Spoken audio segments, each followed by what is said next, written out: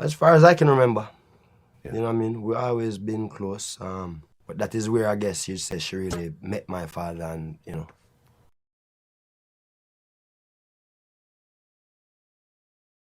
Right. yeah, So they ended up having you, yeah, but your father ended up passing when you were 2 years old. yes, So you never really got a chance to really know him like that. yeah.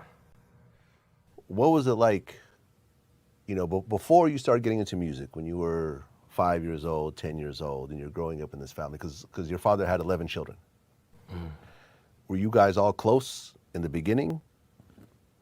As far as I can remember, Yeah. you know what I mean? We've always been close. You know, my older brothers and sisters always them check for me, As a little youth, as a little baby, they would always still come pick me up and we'd always, holidays we go spend time and Hmm. you know what I mean? And even our mothers were very supportive of that, of us coming together as children. You know what I mean? So as far back as I can remember, yeah. Okay. And you're the youngest child? Youngest son. So there's a daughter that's younger than you. Yeah. Okay. So you're growing up in this environment. At what point did you think, okay, I wanna start doing some music myself? It was always there. I mean, as a very young child, I can remember having to perform my father's songs. I used to put on vinyl. I used to have a little Fisher Price turntable. Okay. And I would put on his songs and pretend to be on stage. And that was like a nightly ritual before going to bed. So it was always something that was there in my life. And, till we started doing shows in my aunt's living room. And then my aunt, Donna Core, she was the one who really said, let's try to do it publicly. So we started doing like Mother's Day events, little girls' birthday parties, things of this nature. And that was with a group called the Shepherds. Right. And that was with Freddie McGregor's daughter Right. and Cat Core's Cat Core son. from Third World, Right. his son. Right. So his mom was the one who put it together. You know what I mean? Okay. Right. So, um, so that was, so like again, it was always something that was very dear from I was very young. And then what really happens still now is that, dancehall music play a real big influence in me becoming an artist too.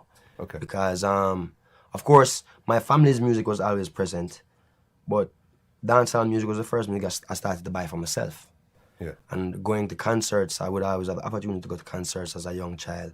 And, I would remember seeing people like Shabba Ranks and Tiger and Peter Metro, and I would say I want to be like that. I want to do what they're doing.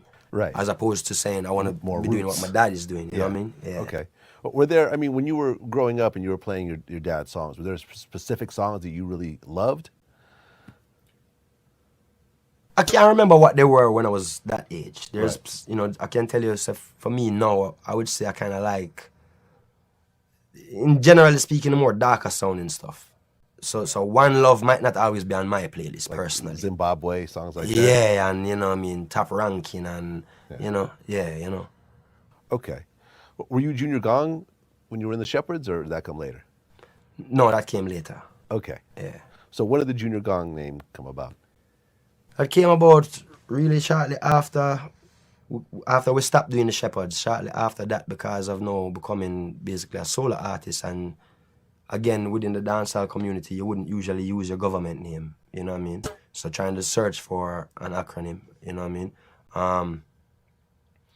And of course, being that Gang is one of my father's nicknames. Yeah. But there was a little event still. There was a tribute to my father at 56 Hope Road, the Bob Marley Museum. And I was trying to get through the gate. And one of the security guys saw me trying to come through and started to clear the way for me. And he was like, make space, Gang Junior coming, Gang Junior, Gang Junior. So that's kind of when it kind of clicked on me. I said, all right, I like that one, And we'll work with it since that. Yeah. So you were Junior Gong at that point. Yeah. Now, you started working on your first album, Mr. Marley. Yeah. Now, what I think got everyone by surprise was that unlike Ziggy, you were more of a DJ style Right.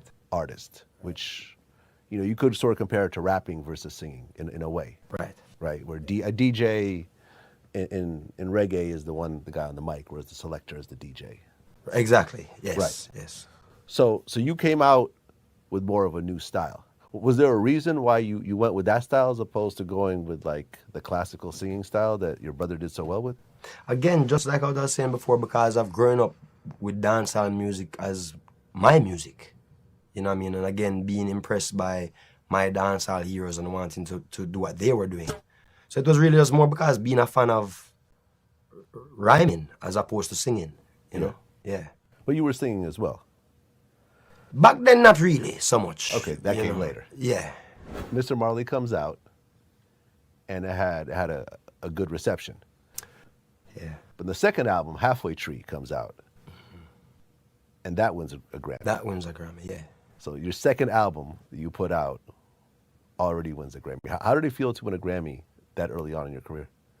Great. And I was going up against some, well, in particular, Barry Salmon, who's a legend in Jamaican music, you know what I mean? So to win a Grammy, you know, being that he was someone else who was up for the Grammy Essentially also. the Marvin Gaye of Jamaican Jamaica. music, yeah. You know, so, you know, that was wow for me, you know? That was, you weren't a great expecting it. accomplishment. Can't say I wasn't expecting it. I mean, I knew I stood a great chance, you know what I mean? Yeah. In general, you know, yeah. Now the whole concept of the name Halfway Tree. Yeah. Explain that. Well, Halfway Tree is a place in Jamaica. It's kind of like a big roundabout, you know? And the reason I named the album Halfway Tree, because this place is almost like you said, in between downtown and uptown. Downtown being, you know, the more, you'd say, rougher side of town, and uptown being the more privileged side of town, you know what I mean? So because of me, myself, being like where both of these worlds meet, being where my father is from and where my mother is from, I named the album Halfway Tree, you know, as a metaphor for my life. Yeah. Yeah. And this is a theme that you've really carried on through a lot of your music because, you know, like you have the Ghetto Youths crew. Yeah. Right. That's your thing. Yeah. And you sing about oppression. Yeah. But you yourself grew up in somewhat of a privileged lifestyle. Absolutely. How does that really balance out? Because you don't really see, I mean, when you look at reggae in general, most of the artists come from the slums. Mm-hmm. You know, I mean, even Bounty Killer, I think, we're dissing. Didn't he diss certain artists, call them Uptown Boys and stuff like that at certain points? Perhaps. Yeah. Yeah. So how does that balance out when you're singing about an oppression that you yourself may not have actually experienced? You know, I'm only one generation removed, so I'm counting my blessings. You know what I mean? Perhaps if it wasn't for music and my father being who he was, I might not exist. You know, who knows? At the same time, you know, if Jamaica is not a huge place, you don't have to really, you know, search far to really know what's going on. And, you know, if you're someone who check for human beings, then, you know, you'd care for those who need help, right? Yeah. Yeah, and I mean, I know my history, and it's very important, you know what I mean? I know my foundation, and we have friends and family who come from rough places. Yeah. You know what I'm saying? We care. Yeah. Yeah, so that's really it.